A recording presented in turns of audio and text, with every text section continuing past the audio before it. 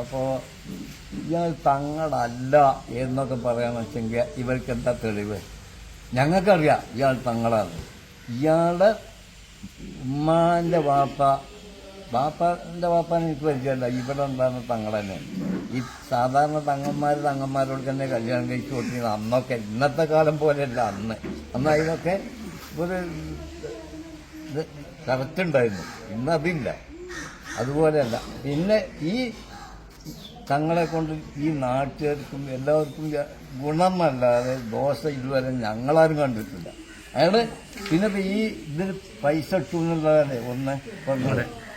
അത് അയാളറിയില്ല അവിടെ പൈസ ഉണ്ട്. ഇപ്പൊ നാട്ടുകാരുടെ മക്കാമ് ഇവിടെ അടുത്തുണ്ട്. അതിന്റെ ആ മക്കാമിന്റെ കമ്പൗണ്ടിലേക്ക് പൈസ ഇടരുതെന്ന് അവിടെ എഴുതി വെച്ചിട്ട് ഉണ്ട്. ഇന്നത്തെ ആൾക്കാർ അവിടെ വന്ന പൈസ ഇടുന്നില്ല. എനിക്ക് അതിനെന്താ ചെയ്യുക? ഈ വരുന്നവരെന്താ വെച്ചാൽ ഇയാളെന്ത് ചെയ്യും? അതല്ലെങ്കിൽ ഈ പിന്നെ പള്ളി കമ്മിറ്റിയാണ്. പള്ളി കമ്മിറ്റിയിൽ അത് എഴുതി വെച്ചിട്ടുണ്ട്. ഇടരുതെന്ന് പറഞ്ഞിട്ട് നിങ്ങൾ നീർച്ച പെട്ടിയുണ്ട് അവിടെ. ആ പെട്ടിയിൽ ഇട്ടോളിയെന്ന് അവിടെ എഴുതി വെച്ചിട്ടുണ്ട്. എന്നാലും ആൾക്കാർ കൊണ്ടുപോയിട്ട് പൈസ ഇടുന്ന എവിടെയാണ്? ഈ മക്കാമിന്റെ അടുത്ത് കൊണ്ടുപോയിരുന്നുണ്ട്. ഇന്ന മാതിരി ഇപ്പൊ പൊതുവെ ജനങ്ങൾ ചെയ്യണതിനൊന്നും ഇയാളോ വേറെ ഒരാൾക്കും ഒന്നും ചെയ്യാൻ പറ്റാത്ത അവസ്ഥയാണെന്ന്. പിന്നെ വെറുതെ കുറ്റപ്പെടുത്തുക എന്ന് മാത്രമേ ഉള്ളൂ. ഇതൊന്നും കാര്യമല്ല. നിങ്ങൾ ഇവിടെ വരല് തൊടുത്തിട്ട് എത്ര വർഷമായി? ഞാൻ 2-3 വർഷമായി ഇവിടെ വരാൻ തുടങ്ങി. 3 വർഷം അല്ലേ? സ്ഥലം നമ്മൾ ചോദിക്കുന്നില്ല. ഞാൻ ഇവിടെ അടുത്ത് തന്നെയാണ്. ഇവിടെ അടുത്ത് 1.5 കിലോമീറ്റർ ഉള്ള. നിങ്ങൾക്ക് ഇതുണ്ടായ അനുഭവങ്ങൾ എന്ന് പറഞ്ഞുതരോ? എനിക്ക് അനുഭവങ്ങളുണ്ട്. പറഞ്ഞോളൂ. എനിക്ക് എന്റെ ഭാര്യയുടെ കാലിന്മേൽ എന്ത് ചെയ്താലും മാറാത്ത ചൊറിയുണ്ടായിരുന്നു.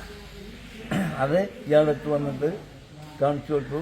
മൂപ്പര് ഒരു ഓയിൽമെന്റ് പറഞ്ഞപ്പോൾ അത് എഴുതി അത് തേച്ചു. പിറ്റേ ദിവസത്തേക്ക് സുഖമായി. പിന്നെ വെള്ളം ഒഴിച്ചുകൊണ്ട് ഒരു പച്ചവെള്ളം ഒഴിക്കും പോലെ വെള്ളം ഒഴിച്ചുകൊണ്ടിരുന്ന സമയം പച്ചമുറിയായിരുന്നു. അത് നേരം പെടുത്തപ്പോഴൊക്കെ സുഖമായി. ഒക്കെ നമുക്ക് അതുപോലെ എൻ്റെ മകന് പെട്ടെന്ന് സുഖമില്ലാതെ അവനെ ഇവിടെ പിടിച്ചു കൊടുന്ന് ശരിക്കും ഒരു ഭ്രാന്തന്റെ മാതിരിയാണ്. അത് ഞാൻ ഇയാളായിട്ടപ്പം ഞാൻ തങ്ങളായിട്ട് വലിയ പരിചയമൊന്നുമില്ല അന്ന്. അയാൾ ഇനി അറിയാം. അത്രയൊരു അവസ്ഥയാണ്. അതുകൊണ്ട് വന്നപ്പോൾ മൂപ്പര് എവിടെ പോകാൻ വേണ്ടി അർജന്റായി നിൽക്കുക.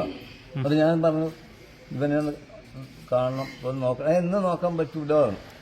ആ പറയേണ്ട അവസ്ഥയല്ല. ഇവനെ നിങ്ങളിപ്പോൾ കണ്ടേ പറ്റുള്ളൂ. ഇവൻ തീരെ സുഖമല്ല, അതുകൊണ്ടാണ് നിങ്ങൾ കാണണമെന്നാണ്. അപ്പം അങ്ങനെ മൂപ്പര് കണ്ടു. പിന്നെ ഒന്ന് വെറുതെ തലയിലൊന്ന് ഊതി മന്ത്രിച്ച് ഊതി കണക്ക് ഒന്നുമില്ല.